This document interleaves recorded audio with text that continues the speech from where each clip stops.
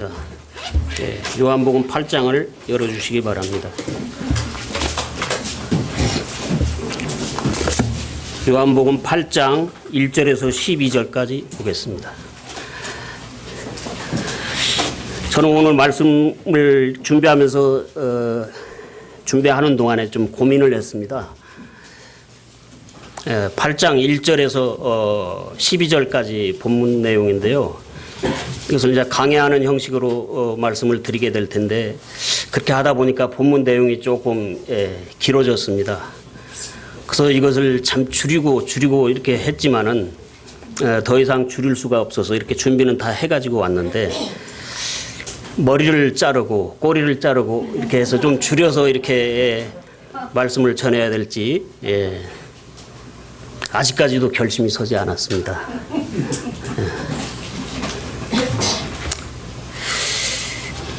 먼저 본문을 읽겠습니다. 예수님께서 올리브산으로 가시니라. 그분께서 아침 일찍 다시 성전으로 들어오시니 온 백성이 그분께 나아오매 그분께서 앉으사 그들을 가르치시더라. 서기관들과 바리새인들이 간음하다가 붙잡힌 여자를 그분께 데리고 와서 그녀를 한가운데 세우고 그분께 이르되 선생님이여 이 여자가 간음하다가 현장에서 붙잡혔나이다. 이제 모세는 율법에서 이러한 여자를 돌로 치라고 우리에게 명령하였거니와 선생님은 어떻게 말씀하시나이까 하니라. 그들이 그분을 시험하며 이렇게 말한 것은 그분을 고소하려 함이더라. 그런데 예수님께서는 그들의 말을 듣지 못하신 듯 몸을 구부리시고 손가락으로 땅에 쓰시니라. 이에 그들이 계속해서 그분께 물으니 그분께서 일어나 그들에게 이르시되 너희 가운데 죄 없는 자가 먼저 그녀에게 돌을 던지라 하시고 다시 몸을 구부리시고 땅에 쓰시니라. 그들이 그것을 듣고는 양심의 가책을 받아 나이가 가장 많은 자로부터 시작하여 마지막까지 하나씩 빠져나가매 오직 예수님만 남았고 그 여자는 한가운데 서 있더라. 예수님께서 일어나사 그 여자 외에는 아무도 없음을 보시고 그녀에게 이르시되 여자여 너를 고소하던 그 자들이 어디 있느냐 아무도 너를 정죄하지 아니하였느냐 하시니 그녀가 이르되 주여 아무도 하지 아니하였나이다 하매 예수님께서 그녀에게 이르시되 나도 너를 정죄하지 아니하노니 가서 다시는 죄를 짓지 말라 하시니라. 그때 예수님께서 다시 그들에게 말씀하여 이르시되 나는 세상의 빛이니 나를 따르는 자는 어둠 속에 다니지 아니하고 생명의 빛을 얻으리라 하시니라. 잠깐 기도하겠습니다. 아버지 하나님 은혜와 사랑을 진심으로 감사드립니다. 어둠 속에서 그 이유도 모른 채 영원히 멸망할 수밖에 없었던 저희들에게 하나님의 사랑으로 먼저 보여주시고 하나님 되시는 예수님께서 저희들을 위해서 십자가에서 피를 흘려주시고 우리가 아직 알지 못했을 때 그와 같은 놀라운 사랑을 저희들에게 보여주시고 복음을 들을 때 교만한 마음을 마침내 저희들이 버리고 복음 앞에 순종하여 예수 그리스도를 받아들임으로써 어둠 속에서 빛 가운데 나올 수 있도록 인도해 주신 것을 감사를 드립니다. 아버지 하나님 이 놀라운 구원을 저희들이 받았습니다. 저희들 입장에서는 값없이 선물로 공짜로 받았지만은 하나님의 입장에서는 하나님의 모든 것을 희생하시고 지불하셨습니다. 저희들이 정신을 차리고 하나님의 이 큰 사랑과 희생을 기억할 수 있도록 인도하여 주시옵소서. 아버지 하나님 이 시간 심히 부족한 자가 참 자격도 없습니다마는 교회의 필요에 의해서 순종하는 마음으로 이렇게 응했사오니 저희 부족한 것은 예수님의 십자가도에 감춰주시고 오직 하나님의 말씀만이 저희들 마음 가운데 역사할 수 있도록 주님의 영께서 도와주시옵소서. 저희들 귀를 채우는 그런 말씀이 아니라 저희들 마음 깊은 대로 참 들어올 수 있는 그런 말씀이 될 수 있도록 역사하여 주시옵소서. 그리고 저희들이 생활 가운데서 저희들 삶 가운데서 예수님이 반영되는 그런 삶을 살 수 있도록 저희들에게 힘을 주시고 저희들에게 변화를 일으켜 주시옵소서. 저희들이 성경 지식을 많이 알고 교리도 잘 알고 여러 가지 난해한 구절들도 잘 알고 있다고 하더라도 저희들 삶 가운데서 예수님이 반영되지 않으면 그 모든 것은 그렇게 가치가 있지를 않습니다. 아버지 하나님, 주님의 영께서 이 시간 저희들에게 필요한 말씀을 또 증언하여 주시옵소서. 예수님 이름 의지하여 기도드렸습니다. 아멘. 먼저 성경에 이 말씀을 기록하게 하신 하나님께 감사를 드립니다. 성경에 기록된 말씀들이 다 중요하고 또 진짜 모든 것이 다 진리지만은 예수님의 사역에 있어서 요한복음 8장은 실로 중요한 사건을 다루고 있습니다. 지금까지 많은 목사님들이 여기 가늠한 여인을 주제로 하여 설교를 했으며 그 덕분에 수많은 성도들이 큰 유익을 얻고 예수님의 용서와 사랑으로 인해서 주님께 찬송과 영광을 돌렸으며 그리고 타인을 함부로 정죄해서는 안 된다는 값진 교훈도 배우게 되었습니다. 그리고 여기서 우리를 감동케 했던 것은 사냥꾼에게 쫓겨온 상한 비둘기 같은 그녀를 예수님께서 극적으로 구원하시는 장면이었습니다. 그때 예수님께서 하신 말씀이 얼마나 유명한지 2000년이 지난 지금도 신앙과는 아무런 상관도 없는 사람들이 싸움을 하거나 또는 정치인들이 정쟁을 할 때 수세에 몰리면 이 말씀을 사용해서 곤경에서 벗어나기도 하는데 그 말씀은 너희 가운데 죄 없는 자가 먼저 그녀에게 돌을 던지라는 말씀입니다. 신앙과는 상관없는 불신자들이 여론의 동정을 구하기 위하여 하나님 말씀을 아전인수로 사용하는 것이 합당치는 않지만 이 말씀은 그들이 사용할 때도 그런대로 능력이 있는 말씀입니다. 그러나 우리는 이 말씀의 진수를 잠시 후에 보게 될 것입니다.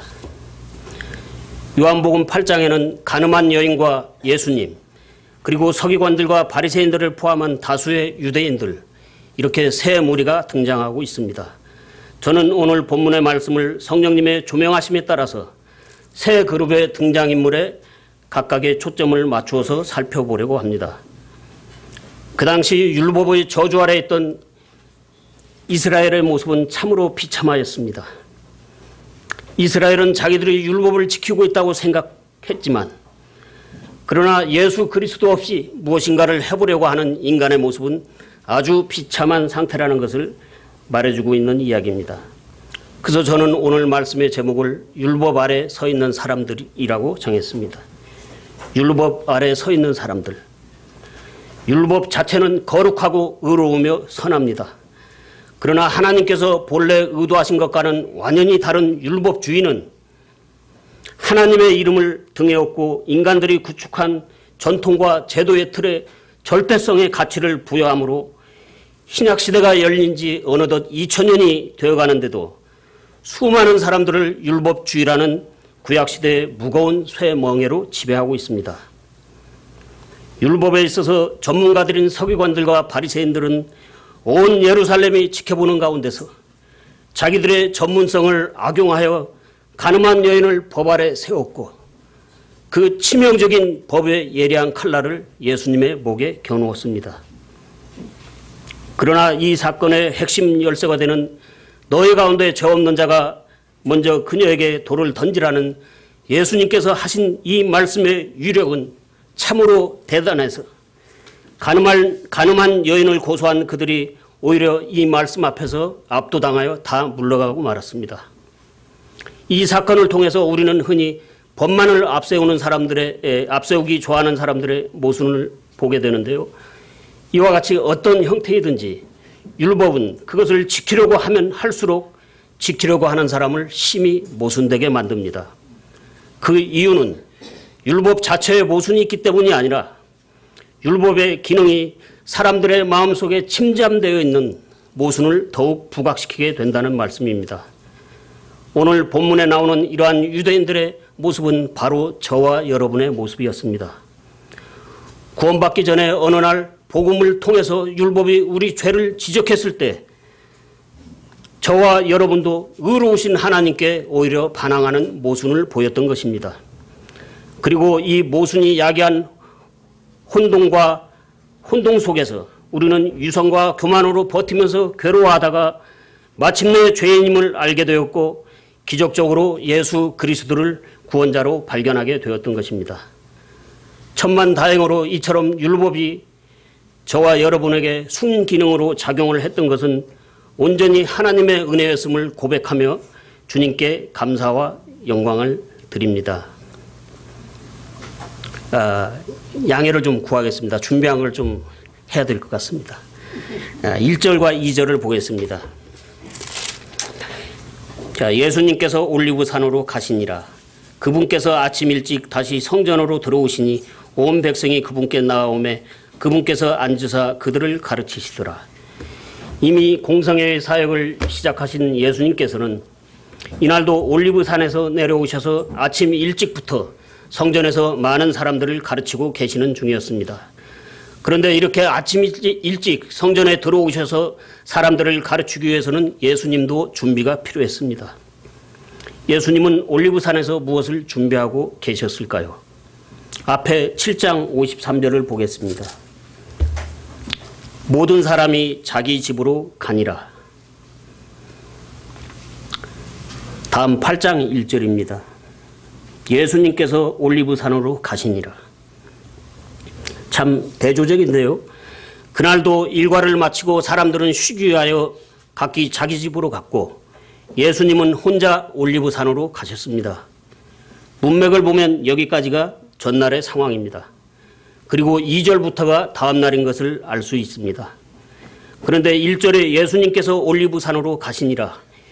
이 말씀은 위에 7장 53절의 말씀과는 대조를 이루면서 예수님께서는 아직도 무엇인가 할 일이 남아있는 것 같은 암시를 주고 있습니다.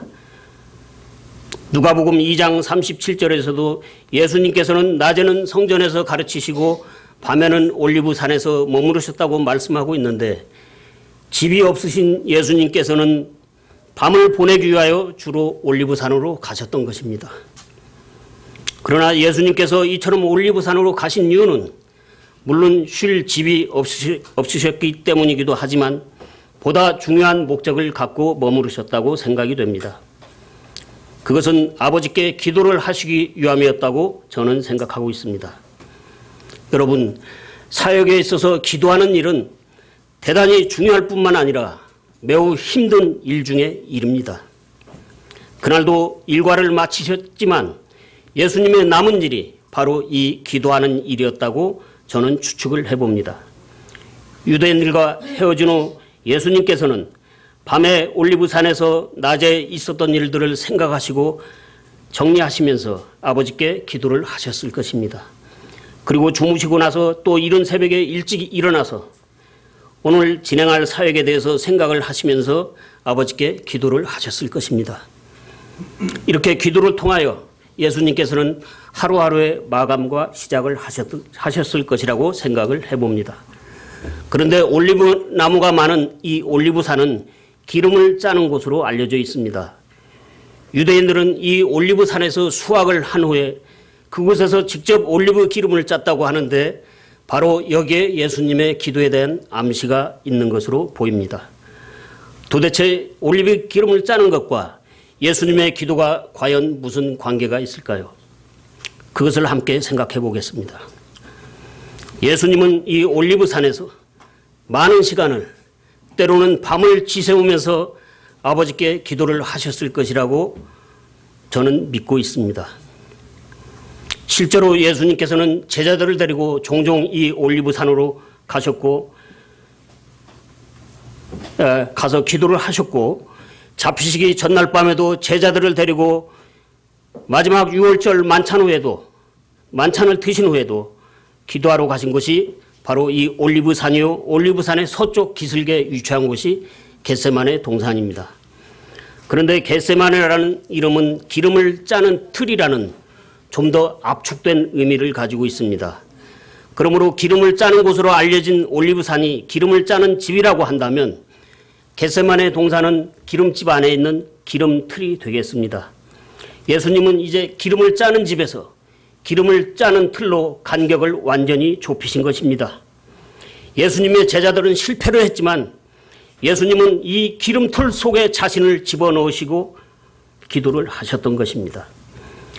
그때 예수님께서 고뇌에 차서 더욱 간절히 기도하시니 그분의 땀이 큰 핏방울같이 되어서 땅에 떨어졌다고 성경은 말씀하고 있습니다. 예수님께서 사랑하시는 성도 여러분, 우리도 문제에 따라서 기도하는 정도는 사람마다 다르고 또 예수님과 비교할 수는 없지만 우리가 기도한다는 것은 요컨대 기름을 짜는 것과 같다고 생각합니다. 기도라는 것은 성령님의 도우심으로 우리의 마음에 진중한 압력을 가하여 마치 기름을 짜듯이 우리 마음을 하나님께 쏟아붓는 것입니다. 그래서 기도하는 것이 힘든 것이죠. 그러나 여러분, 그리스도인은 올리브 열매와도 같습니다. 올리브 열매는 짓눌리면 짓눌릴수록 기름이 더 많이 나오기 때문입니다. 이와 같이 예수님께서는 올리브산에서 아버지께 간절히 기도를 하셨던 것입니다. 기름을 짜는 곳이라는 올리브산의 이름이 주는 뉘앙스가 바로 그러한 기도를 암시하고 있습니다. 그러면 이 사건의 본말을 잘 이해하기 위하여 이야기의 배경을 잠시 말씀드리겠습니다. 앞에 요한복음 5장에서 베데스다 연못가에 38년 된 병자를 예수님께서 안식일에 고쳐주신 것을 보고 유대인들은 예수님께서 율법을 범했다고 트집을 잡고 이때부터 예수님을 향하여 사리를 품기 시작했습니다. 유대인들의 악한 의도는 점점 노골화되면서 요한복음 7장에서도 계속되고 있는데 그러나 예수님을 고소하고 있는 그들 자신도 정작 율법을 지키지 못하고 있었습니다.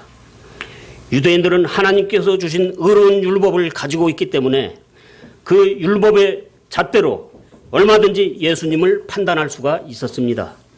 그리고 유대인들이 의롭게 예수님을 판단했다면 안식일에 병자를 고쳐주신 예수님을 탓해서는 안 되는 것입니다. 그런데 오히려 예수님께 화를 내고 있으니 이 얼마나 큰 모순입니까? 이처럼 유대인들은 겉으로는 율법을 지키는 것처럼 하고 있었으나 실상은 밥 먹듯이 율법을 어기는 사람들이었습니다. 이러한 사실을 감추기 위해서 서기관들과 바리새인들은 사람들 앞에서는 위선의 탈을 쓰고 율법에 대하여 더욱 강조하는 목소리를 높이게 되는 것입니다. 이것은 아담이 죄를 범한 이후로 사람이 얼마나 이율배반적이며 위선적이고 이기적인 존재로 전락해버리고 말았는지를 잘 보여주고 있습니다. 그 까닭에 사람들은 율법 앞에서 자신에게는 한없이 관용을 베풀지만 타인을 향해서는 매우 엄격한 잣대를 적용하는 것입니다. 이것이 어디 율법주의자들에게만 해당이 되겠습니까? 저와 여러분은 어떻습니까? 어떤 형제가 고난을 당하는 것을 보면 저 형제 평소에는 믿음이 좋은 것 같은데 왜 이렇게 믿음이 없지? 응? 성경 말씀 어디에 보면 고난에 대한 말씀들이 있는데 그 말씀을 붙들고 고난에서 승리하면 될 텐데 왜 말씀대로 안 하고 있지? 하고 그 형제에게는 말씀을 엄격하게 적용하지만 정작 내가 고난을 당하게 되면 자신에게는 아주 관대해지는 것을 보게 됩니다. 저는 고백합니다. 여러분은 어떠십니까? 유대인들은 고르반하고 부모님께 드려 유익하게 할 것을 하나님께 드렸다고만 하면 부모님을 섬기지 않아도 율법의 의무를 다한 것이라고 스스로 속였으며 이것을 자기들의 전통으로 세워 하나님 말씀을 무효가 되게 했다고 마가복음 7장은 말씀하고 있습니다. 하나님께서 주신 높고 거룩한 율법을 자기들의 낮고 천박한 수준으로 끌어내려서 마치 율법을 지키고 있는 것처럼 행세를 했던 것입니다. 그러나 율법의 특성은 마치 달걀과도 같아서 한쪽 끝이 조금이라도 깨어지거나 금이 가면 반대쪽은 멀쩡하더라도 그 달걀은 이미 깨진 달걀로 취급합니다. 율법은 언제나 일방적으로 완전함만을 요구하기 때문입니다. 우리 예수님 외에는 그 누구도 이 율법의 요구를 충족시킬 수 없습니다. 공자도 석가모니도 테레사 수녀도 하나님의 율법 앞에서는 모두가 더러운 누더기를 걸친 노숙자에 불과합니다. 지금 예수님께 올무를 놓고 있는 유대인들은 만일 사람이 모든 율법을 지키다가 잘못하여 다른 한 조목이라도 범하게 된다면 모두 다 범한 것이 되고 만다는 완전하신 하나님의 법칙을 알지 못했습니다. 가늠한 여인이나 그녀를 고소한 유대인들이나 결국 모두 율법을 범한 것입니다. 이것이 율법의 준엄한 판정입니다. 그러나 유대인들은 자기들이 율법을 지키지 못하고 있다는 사실을 인정하고 싶지 않았으며 오히려 예수님이 하나님의 신성을 모독한다고 생각했습니다. 자기들 나름대로는 율법을 잘 지키고 있다고 생각했지만 예수님에 의해서 자신들의 치부가 드러나자 자존심에 크게 손상을 입은 유대인들은 모든 것이 다 억울하다고 생각했을 것입니다. 그들은 예수님을 향하여 분한 마음을 갖게 되었습니다. 이처럼 분을 사귀지 못한 유대인들은 소금 뿌린 지렁이처럼 격한 감정으로 예수님을 증오하며 이제는 어떻게 해서라도 예수님의 꼬투리를 잡아서 분을 사귀려고 혈안이 되어 있는데 그 분을 사귀는 방법은 예수님을 죽여버리는 것이었습니다. 이처럼 그들은 모순된 상태 아래서 심하게 뒤틀려 있었습니다. 드디어 유대인들은 율법의 전문가들인 서기관들과 바리새인들을 앞세우고 예수님을 잡으려고 요한복음 8장까지 오게 된 것입니다. 3절에서 5절을 보겠습니다. 서기관들과 바리새인들이 간음하다가 붙잡힌 여자를 그분께 데리고 와서 그녀를 한가운데 세우고 그분께 이르되 선생님이여 이 여자가 간음하다가 현장에서 붙잡혔나이다. 이제 모세는 율법에서 이러한 여자를 돌로 치라고 우리에게 명령하였거니와 선생님은 어떻게 말씀하시나이까 하니라. 자, 때마침 간음한 여인이 현장에서 붙잡혔습니다. 기세가 잔뜩 오른 유대인들은 간음한 여인을 미끼로 삼아서 이번에야말로 틀림없이 예수님을 잡을 수 있을 것이라고 확신했을 것입니다. 서기관들과 바리새인들은 드디어 든든한 올가미를 준비했습니다. 그것은 양자택일이라는 함정이었습니다. 예수님께서 이 여인을 용서하든지 아니면 율법대로 처벌을 하든지 둘 중에 어느 쪽을 선택하더라도 예수님은 그들이 의도한 대로 올가미에 걸리게 되어 있으며 그러면 예수님의 사역은 여기서 중단되고 마는 것입니다. 생각해 보시기 바랍니다. 예수님께서 이 여인을 용서하시면 예수님도 율법을 어기는 것이 되고 반대로 예수님께서 이 여인을 율법대로 처벌하게 내어주면 죄인들을 향하신 하나님의 사역과 하나님의 사랑과 예수님의 사역은 여기서 중단되고 마는 것입니다. 얼마나 간교한 소행입니까? 저와 여러분 같았으면 여지없이 이 올가미에 걸렸을 것입니다. 여러분, 당시에 이스라엘 사회가 얼마나 부패했으면 아침부터 간음한 여인을 발견했습니다. 이것은 비단 이 여인의 문제만이 아니라는 것을 말해줍니다.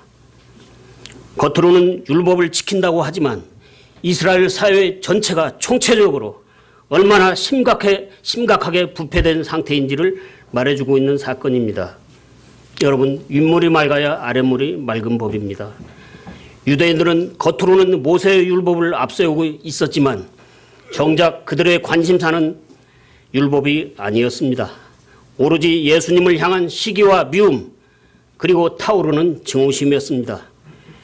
유대인들의 율법 통장 잔고는 항상 마이너스였습니다. 그럼에도 그들은 모세의 율법을 들먹이며 말씀의 칼을 빼어들고 예수님의 목에 겨누고 있는 것입니다. 이 엄청난 모순에 빠진 서기관들과 바리새인들은 간음한 여인을 볼모로 삼아서 지금 예수님을 협박하고 있습니다. 그들이 빼어든 모세의 율법의 칼이 과연 예수님의 목을 벨 수 있을까요? 잠시 후면 그들이 추앙하는 모세의 율법의 칼은 오히려 그들의 심장을 찌르게 됩니다. 제가 법을 잘 모르지만 서기관들과 바리새인들의 공소 사실은 지금 요건을 갖추지 못하고 있습니다. 율법은 간음한 남자와 여자를 둘 다 죽이라고 했습니다. 이 범죄 사실을 눈감아주거나 만약에 남자만을 처벌한다든지 또는 여자만을 처벌하는 식으로 둘 중에 한 사람만을 처벌하는 선에서 그친다면 율법을 지키지 못하는 것이 되고 말기 때문입니다. 유대인들은 율법 그대로 남자와 여자를 같이 처벌해야 합니다.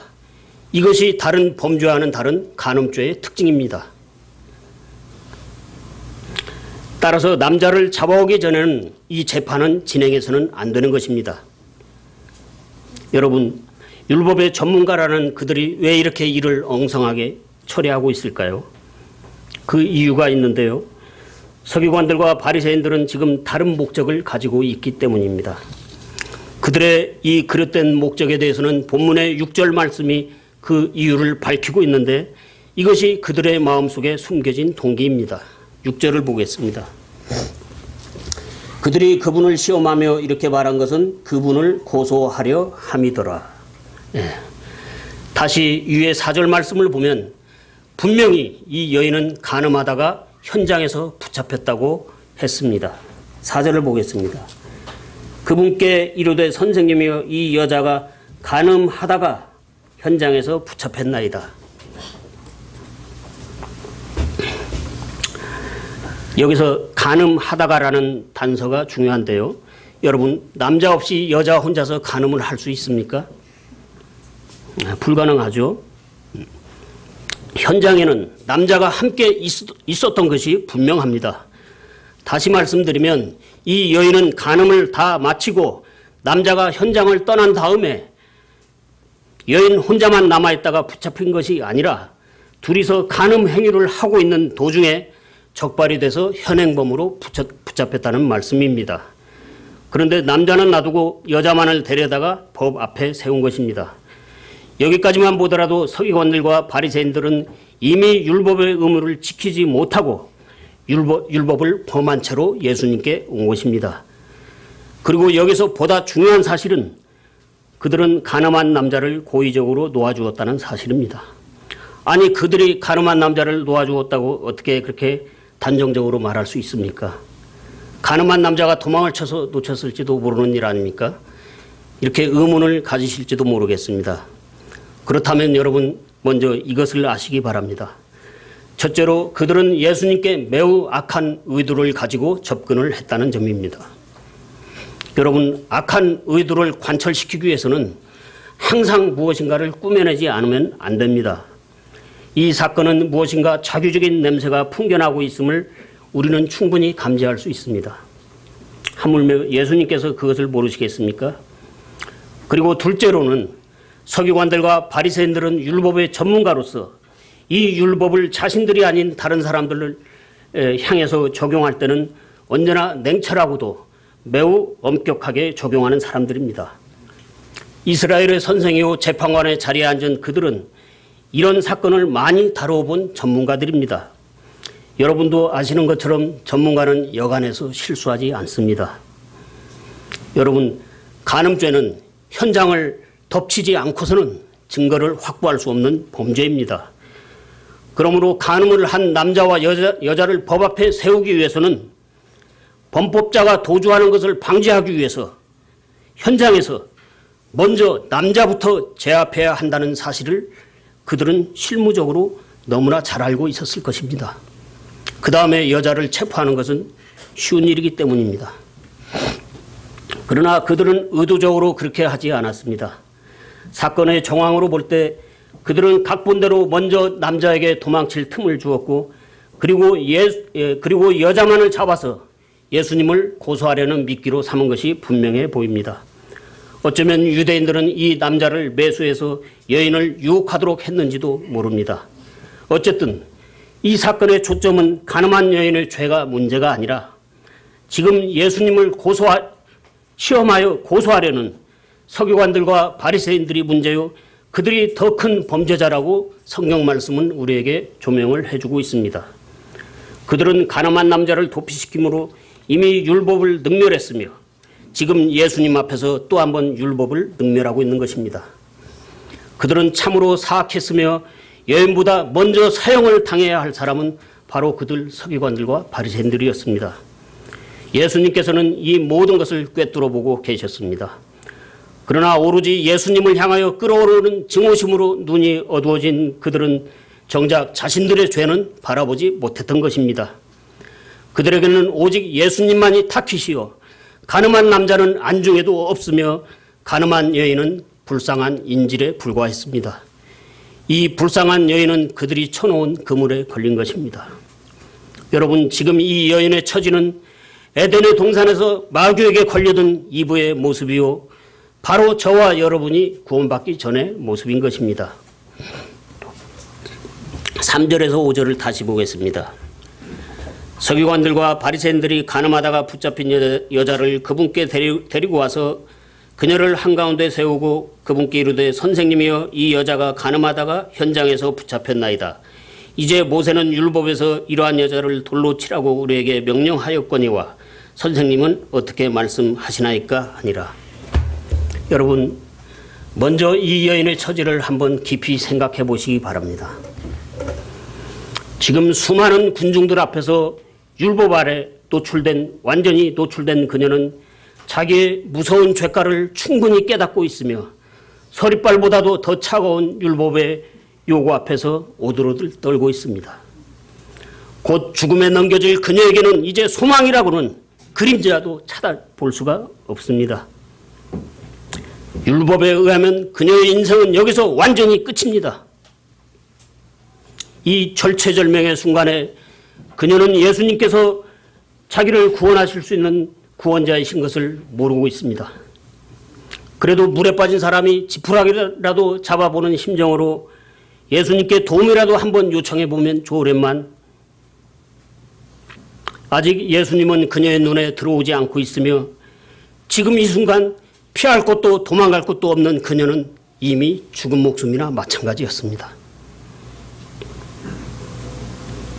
예수님을 알기 전에 저와 여러분의 처지가 이러했으며 지금도 예수 그리스도를 모르는 수많은 사람들, 그들 역시 죽은 목숨이요 살아있는 송장이나 다름없습니다. 우리가 복음을 전해야 할 이유가 여기에 있는 것입니다. 여러분은 생활 가운데서 개인적으로 복음을 전하고 계십니까? 그렇지 않다면 잘못되었습니다. 아직 구원받지 못한 여러분의 남편이나 아내나 부모님이나 자녀들이나 육신의 형제들이나 이웃들에게 여러분이 복음을 전하지 않으면 그들은 영원히 멸망하고 맙니다. 하나님께서 그들의 피를 여러분의 손에서 요구하겠다고 말씀하셨습니다. 나 하나 구원받은 것으로 끝나지 않습니다. 물론 저도 예외가 아닙니다. 그런 이유에서 사실을 말씀드리면 킹제임스 성경을 알리는 것보다도 잃어버린 혼들을 구원하는 일이 더 시급을 요하는 긴박한 일입니다. 성경 이슈는 그 다음 문제입니다. 우리가 그동안 잘못된 성경으로 인해서 입은 피해로 말미암아 킹제임스 성경의 중요성을 강조하다 보니 개인 전도에는 좀 소홀한 감이 있는데 바른 성경을 본다고 해서 저절로 구원을 받는 것은 아니라는 말씀입니다. 예수님과 사도들은 바른 말씀을 전했습니다. 그러나 당시의 사람들이 바른 말씀을 들었다고 해서 그들이 자동으로 다 구원을 받았습니까? 요컨대 바른 말씀, 즉 바른 성경을 가지고 있는 것과 그 혼이 구원을 받는 것은 전혀 별개의 문제입니다. 사도행전 8장에 나오는 에티오피아 내시는 바른 성경, 그것도 복음의 핵심 내용이 기록된 예수님의 그 고난이 기록된 이사야서 53장의 말씀을 보았지만 스스로 구원받지 못했습니다. 그에게는 복음을 전해줄 영적 안내자가 필요했던 것입니다. 여러분, 복음을 전하는 사람이 있어야 죄인이 구원을 받습니다. 여러분은 구원받은 사실이 있습니까? 그렇다면 킹제임스 성경보다 먼저 복음을 전하시기 바랍니다. 이것이 순서이며 성경이 그렇게 말씀하고 있기 때문입니다. 예, 여기 본문을 잡아놓으시고 디모데전서 2장 4절을 보겠습니다. 예, 디모데전서 2장 4절입니다.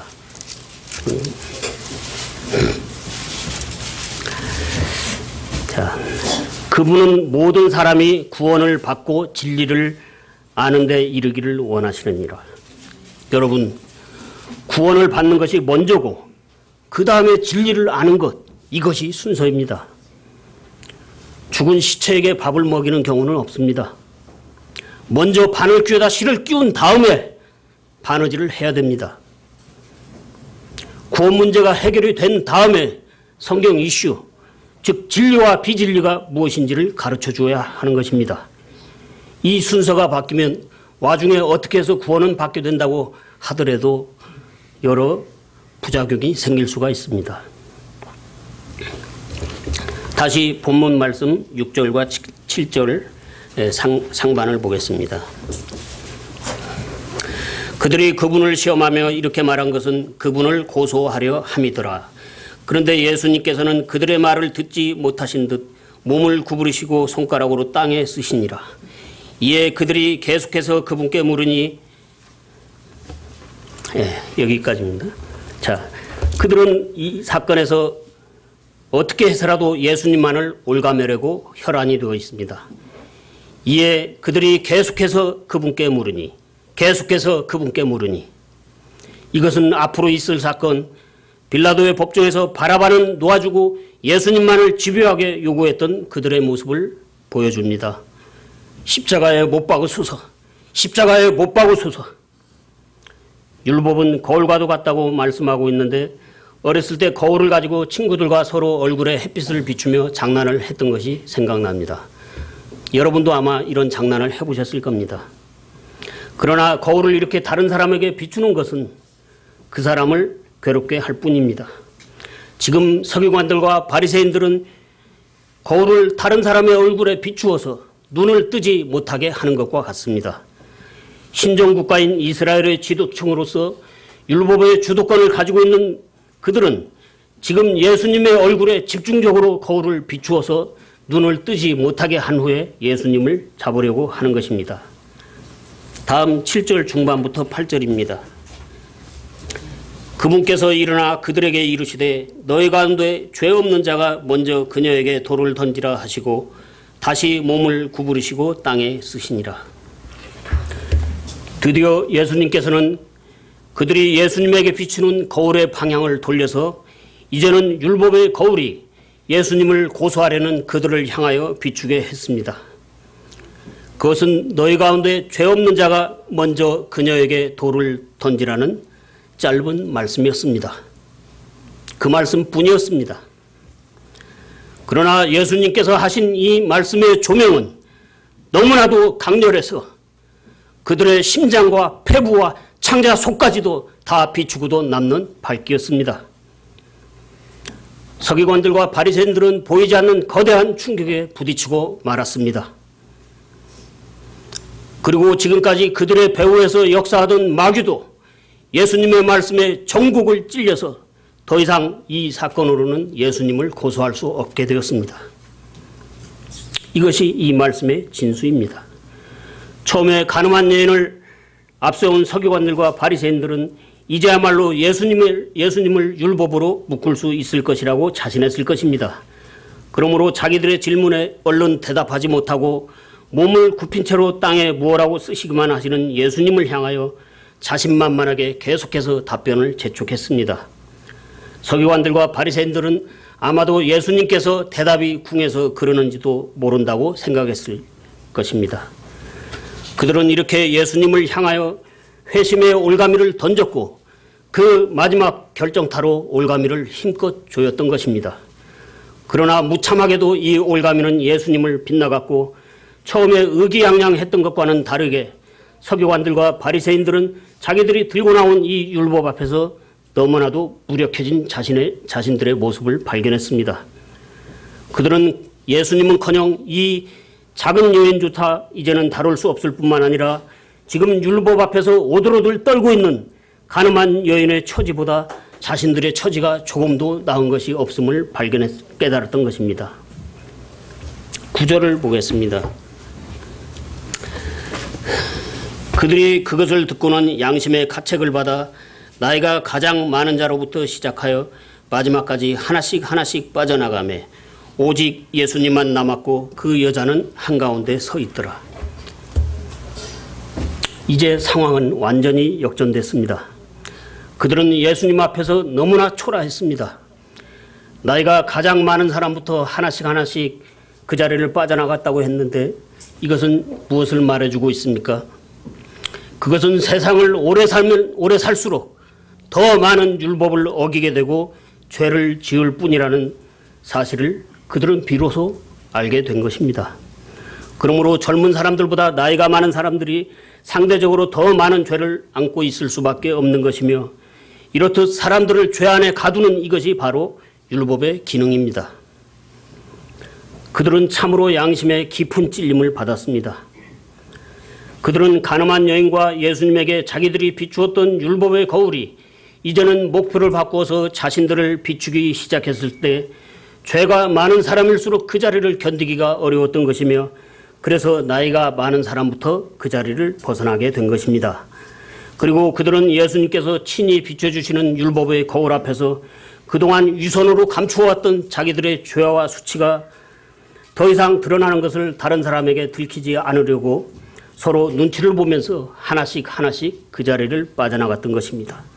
이런 상황에서도 그들은 회개하지 않고 자신의 신앙을 사람들 앞에서 꾸미고 포장하는 데는 아주 능숙했던 것입니다. 이것이 바로 율법주의가 제공해주는 위선입니다. 우리도 주의해야 합니다.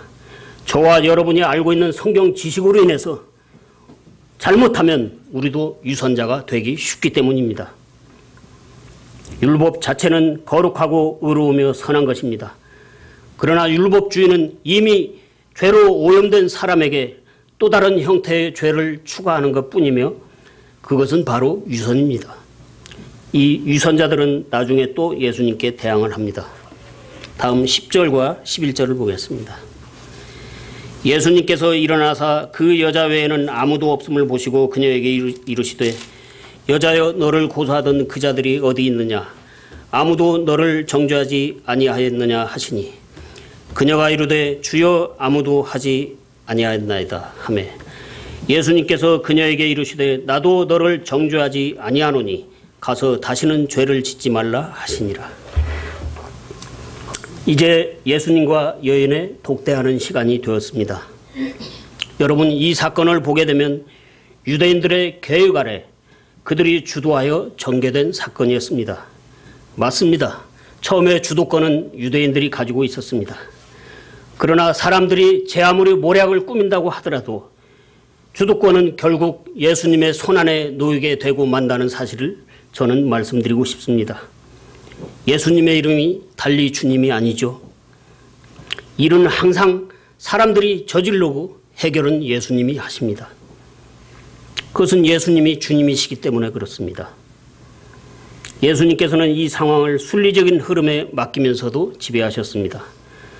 성경은 지금 10절과 11절 말씀을 통해서 유대인들의 계략에 의해서 시작된 이 여인의 사건을 마무리하면서 동시에 우리에게 보여주고자 하는 것이 있습니다. 잘 들어보시기 바랍니다. 10절과 11절 이 두 구절의 말씀은 아주 중요한 내용을 담고 있습니다. 그것은 이 여인을 재판할 수 있는 권위를 가진 재판관은 모세도 아니며 여인을 법 아래 세운 인간 재판관들, 그러니까 서기관들과 바리새인들도 아니요, 오직 우리 주 예수 그리스도만이 진정한 재판관이라는 것을 말해주고 있기 때문입니다. 물론 이때는 초림이기 때문에 아직 심판의 주님으로 오신 것은 아니지만 여기서도 우리는 의로우신 재판장이신 예수님의 일면을 볼 수가 있습니다. 다시 강조하지만 이것은 아주 중요한 사실입니다. 예수님께서 이 땅에 오셨을 때 하신 일들 가운데서 가장 놀라운 일은 무리를 거르신 것도 아닙니다. 죽은 나사로를 살리신 것도 아닙니다. 물론 이런 기적들도 놀랍고 시사하는 바가 있기는 하지만 이 일에 비하면 그런 일은 말단 지엽적인 일들에 불과한 것이며 예수님께서 하신 일들 가운데 가장 중요하고 놀라운 일은 사람들의 죄 문제를 다루시며 해결하신 능력입니다. 지금까지 그 어떤 대원자들도 하지 못했던 능력입니다. 사람의 죄 문제는 입법자와 재판장이 되시는 창조주 하나님만이 해결하실 수 있기 때문입니다. 따라서 이 여인의 죄 문제를 해결할 수 있는 능력과 자격을 가지고 계시는 분은 오직 예수님뿐입니다. 그러나 죄는 결코 가볍게 다룰 수 있는 사안이 아닙니다. 바로 여기에 예수님의 지혜와 능력이 있는 것입니다. 예수님의 지혜와 능력은 십자가에 있습니다. 하나님의 의를 훼손한 그녀는 율법에 의하면 반드시 돌에 맞아 죽어야 하는 처벌을 받아야 마땅한 죄인입니다. 예수님께서 이것을 모르실 리 없습니다. 율법을 폐하러 오신 예수님이 아니지 않습니까? 그런데도 예수님께서 왜 그녀를 정죄하지 않는다고 말씀을 하셨을까요? 그 이유가 있는데요. 본문의 4절, 5절 말씀을 통해서 보신 것처럼 이 여인은 이미 율법으로부터 충분히 정죄를 받고 율법이 요구하는 바 자기 죄가를 뼈저리게 알고 있기 때문입니다. 그녀의 죄값은 사형입니다. 이렇게 죽음의 그림자가 그녀를 덮었을 때 비로소 진실을 직시한 그녀는 마음이 낮아질 대로 낮아져서 이미 회개한 상태이며 지금 이 순간 오직 구세주만을 간절히 필요로 하고 있습니다. 이것이 지금 이 여인의 상태입니다. 예수님께서 이 점을 놓치실 리가 없습니다. 그래서 예수님은 이 여인을 정죄하지 않고 용서하신 것입니다. 여인의 죄는 예수님께서 이제 십자가에서 처리하실 것이기 때문입니다. 이와 같은 일련의 상황 속에서 여인은 유대인들을 권능의 말씀으로 제압하신 예수님이 구원자이신 것을 발견하게 되었고 그분의 크신 권위 아래 의탁하여 죄로부터 구원을 받은 것입니다.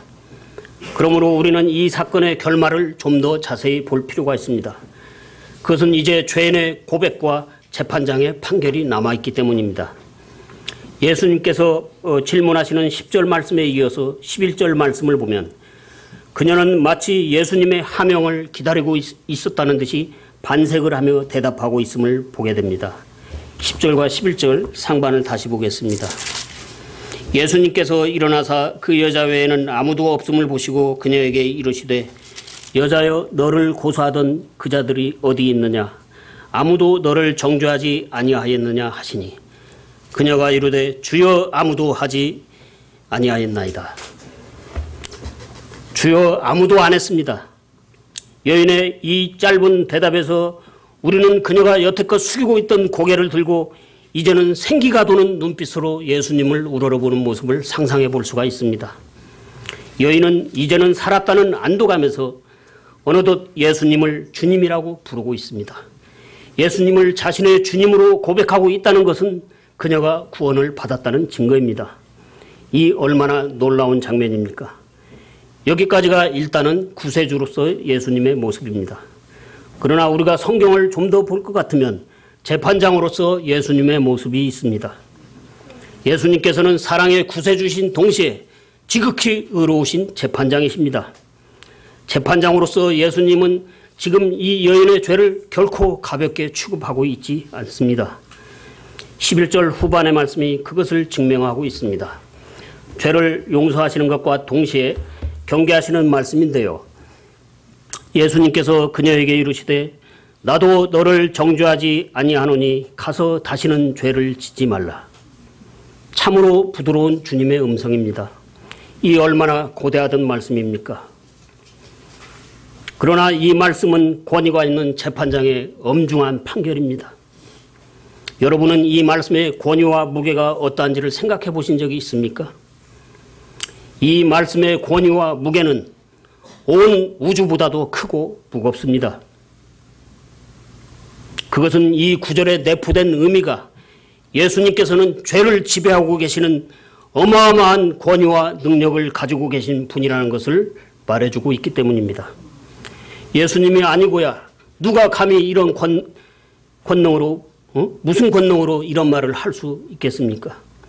예수님 외에는 이런 말을 할 수 있는 능력과 자격을 가진 존재는 온 하늘들과 온 땅을 다 뒤져보아도 아무도 없습니다. 제가 다 뒤져봤냐고요? 성경 기록이 우리 예수님에 대해서 그와 같이 말씀하고 있지 않습니까?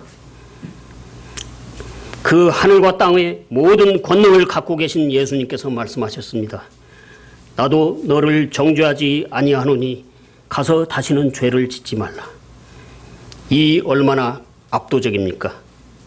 이 말씀의 무게를 한번 느껴보시기 바랍니다. 하나님 앞에 있는 수많은 천사들과 또 마귀와 그의 천사들도 이 권능의 말씀에 압도당하여 숨을 죽이면서 이 재판을 지켜보았을 것입니다. 아무도 마귀 사단도 더 이상 이 일을 제기할 수가 없는 것이죠. 그리고 여기서 우리가 짚고 넘어가야 할 중요한 사실은 이렇게 모든 상황을 지배하시며 여인의 죄 문제를 권능의 말씀으로 단번에 해결하신 예수님께서는 이 여인을 구원하시되 복음의 원리에 입각해서 구원하셨다는 사실입니다. 아무 영문도 모르는 여인의 죄를 사랑으로 그냥 무조건 덮어주신 것이 아니라는 말씀입니다. 앞에서 설명을 드린 것처럼 이 일에는 분명히 선행된 과정이 있었으며 그러한 과정을 통해서 여인은 지성과 감정과 의지를 사용해서 죄인임을 회개하고 예수님을 구원의 주님으로 영접한 것입니다. 다시 말씀드리면 이 여인은 복음의 원리 안에 놓여져 있었으며 거기서 구원의 주님이신 예수님을 만난 것입니다. 여러분은 성경이 제시하고 있는 복음의 원리 안에서 구원을 받으셨습니까? 그렇지 않고 만약에 다른 방법으로 구원을 받았다고 할 것 같으면 여러분의 구원 문제를 다시 한번 심각하게 점검해 보아야 합니다. 모태신앙 또는 교회에 다니다 보니 어느 사이에 자연적으로 구원을 받았다는 말은 성경에 그러한 개념조차 없기 때문입니다. 자, 그러면 교회 다니면서 믿는다고 하는 대한민국의 800만 개신교인들 전부 다 구원을 받았게요? 다시 말씀드리면 복음에 대해서 지식적으로 알고 있다고 하더라도 그저 종교적인 관습에 의해서 자신의 의지와 상관없이 형성된 믿음, 즉 타성으로 주입된 관념적인 믿음으로는 결코 구원을 받을 수 없습니다. 그것은 종교적인 요식 행위에 불과하기 때문입니다. 여러분, 이 세상은 영적인 전투 현장입니다. 그러므로 이와 같은 영적인 전투 현장에서는 현장을 주도하며 복음만으로 죄인을 안내할 수 있는 영적 안내자가 필요합니다. 영적인 안내자 없이 혼자 성경을 보다가 어느 날 말씀을 깨닫고 믿음이 생겨서 구원을 받았다는 사람도 있습니다. 예, 그것도 그렇게 나쁘지는 않습니다.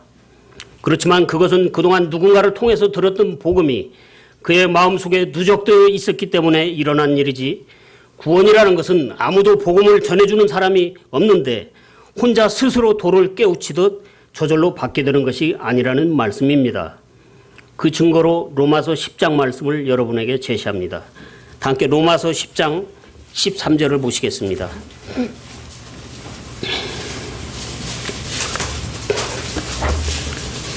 로마서 10장 13절부터 15절입니다.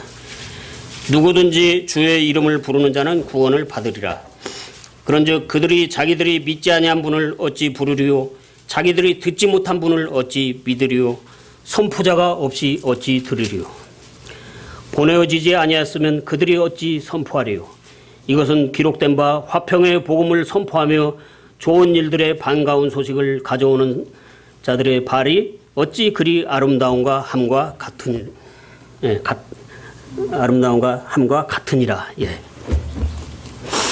여러분, 어떤 사람이 구원을 받기 위해서는 그 사람보다 먼저 구원받은 사람이 가서 복음을 전해주어야 합니다. 가서 복음을 전해주지 않으면 안 됩니다. 이것은 성경이 우리에게 요구하고 있는 명령이요, 예수님의 지상명령입니다. 우리는 성경이 제시하고 있는 말씀에 따라서 정석대로 행해야 합니다. 가서 전해줘야 합니다. 그러므로 마르틴 루터처럼 어느 날 혼자서 성경을 보다가 스스로 복음을 깨닫고 구원받는 경우는 성경이 권장하는 방법이 아닙니다. 저는 지금 루터가 구원받지 못했다고 말하지 않았습니다.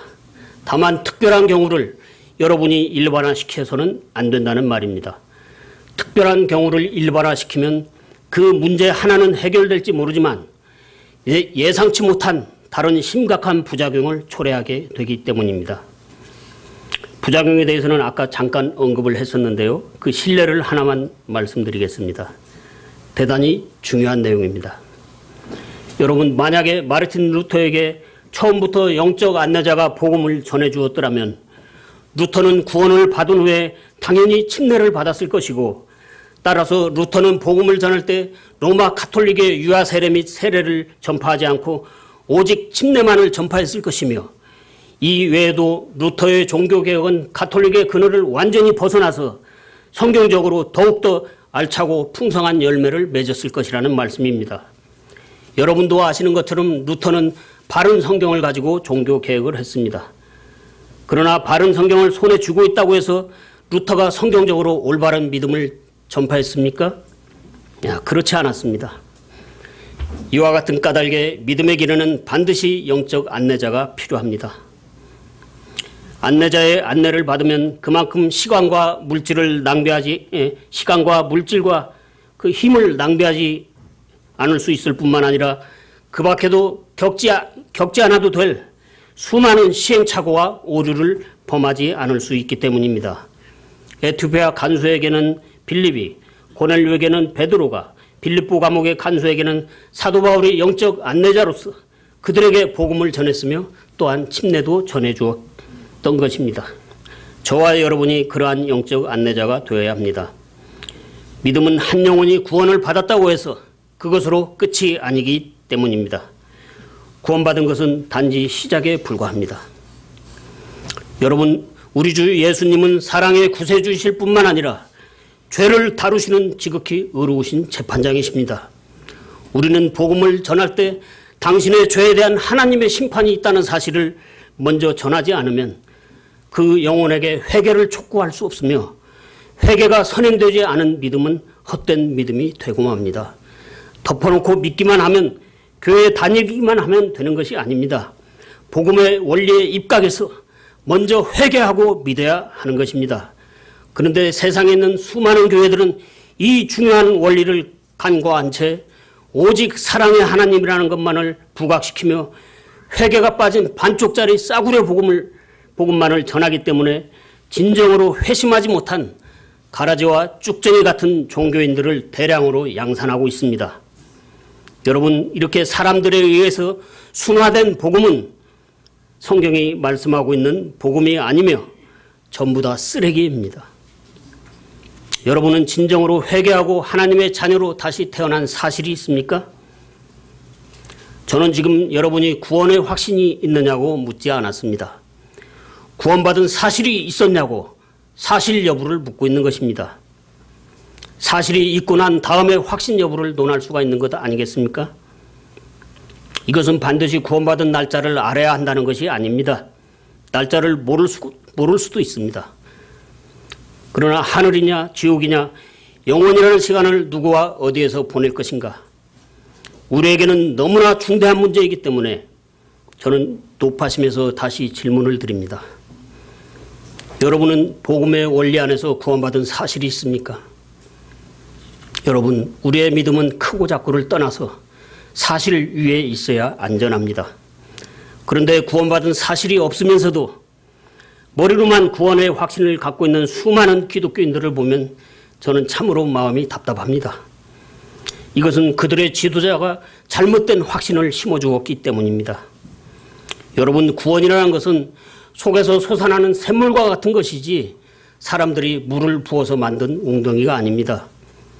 구원은 학습에 의해서 받게 되는 것이 아니라는 말씀입니다. 정확한 복음을 듣고 내가 영원히 멸망할 수밖에 없는 죄인이라는 사실을 알게 되었다면, 그리고 죄로부터 건짐을 받기 원한다면 이렇게 지성과 감정이 작용을 한 뒤에 곧이어 마지막 단계인 의지로 결단을 해서 실제로 회개하고 실제로 믿어야 구원을 받습니다. 이제 결론의 말씀입니다. 요한복음 8장의 가늠하다 붙잡힌 사건은 또 다른 측면을 보여주고 있습니다. 그것은 유대인들이 율법의 주인 되시는 예수님 앞에서 율법의 무거운 쇠멍에를 벗어버리고 새로운 소망을 가질 수 있는 좋은 기회였기 때문입니다. 그들에게는 일말의 양심이 아직 남아 있었던 것입니다. 그렇다면 바로 예수님 앞에 엎드려서 자복하고 회개하여 주님의 긍휼과 은혜를 구해야 했습니다. 여러분, 사람이 예수님을 구세주로 만날 수 있는 유일한 기회는 하나님의 율법 아래서 자신이 죄인으로 드러날 때입니다. 유대인들은 희미하지만 아직 남아있는 양심에 다시 한번 불꽃을 점화할 수 있는 기회가 주어졌지만 슬프게도 주님께서 살려주신 그 불씨를 스스로 꺼버리고 말았습니다. 율법의 주인이신 예수님께서는 그들이 들고 나온 모세의 율법을 거울로 사용하셔서 그들에게도 유익을 주려 했지만 그들은 냉정하게도 율법과 예수님께 등을 돌려버리고 말았던 것입니다. 이 얼마나 슬픈 이야기입니까? 너희 가운데 죄 없는 자가 먼저 그녀에게 돌을 던지라는 이 말씀의 능력이 얼마나 놀라운지 모릅니다. 그러나 여기서 한 가지 놓쳐서는 안 되는 것이 있는데 예수님께서는 단지 그들을 퇴치하기 위해서 이 말씀을 사용하신 것이 아닙니다.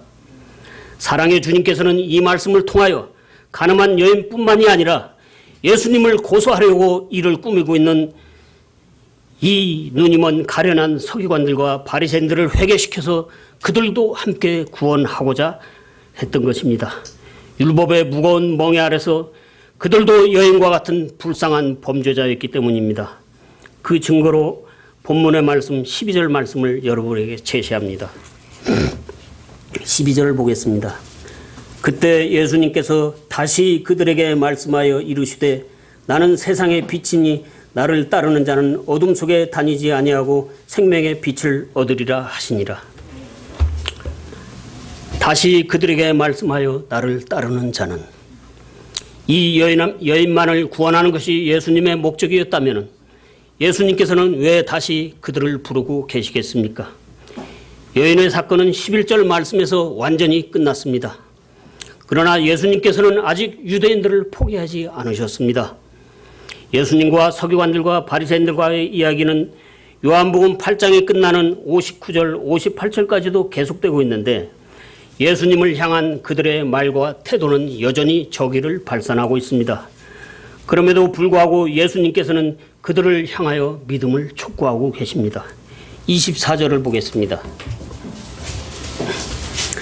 그러므로 내가 너희에게 말하기를 너희는 너희 죄들 가운데서 죽으리라 하였노니 너희가 만일 내가 그인 줄 믿지 아니하면 너희 죄들 가운데서 죽으리라 하시니라. 예수님은 이 악한 자들을 향하여 여전히 구원의 문을 열어놓고 계십니다. 구원은 바로 악한 자에게, 위선자에게, 죄인에게 필요한 것이기 때문입니다. 과연 우리 주 예수님은 하나님이십니다. 주님의 이 크고도 깊은 사랑을 우리는 측량할 수 없습니다. 다시 한번 정리를 해서 말씀드리면 가늠한 여인과 그녀를 고소한 서기관들과 바리새인들은 율법 아래서 모두 범법자였습니다. 그러나 누구에게나 공평한 이 율법이 가늠한 여인에게는 순기능으로 작용을 했고 서기관들과 바리새인들에게는 역기능으로 작용을 했는데 그것은 사람이 율법 아래서 죄인으로 노출되었을 때 율법에 대한 각자의 태도가 그와 같은 결과를 초래하는 것이며 그들의 운명을 영원히 갈라놓고 말았다는 사실입니다. 이것은 공평하고 의로운 율법 앞에서 전적으로 사람에게 책임이 있음을 말해줍니다. 혼의 구원은 전적으로 복음을 들은 죄인의 태도에 달려 있습니다. 이 사실이 결정적으로 중요한 것은 죄로부터 구원을 받기 위해서는 먼저 죄에 대한 찔림이 있은 후에 반드시 회개와 믿음이 개인의 의지를 통해서 표출되어야 하기 때문입니다. 앞에서 설명을 드린 것처럼 가늠한 여인은 이러한 구원의 요건을 다 갖추었던 것입니다.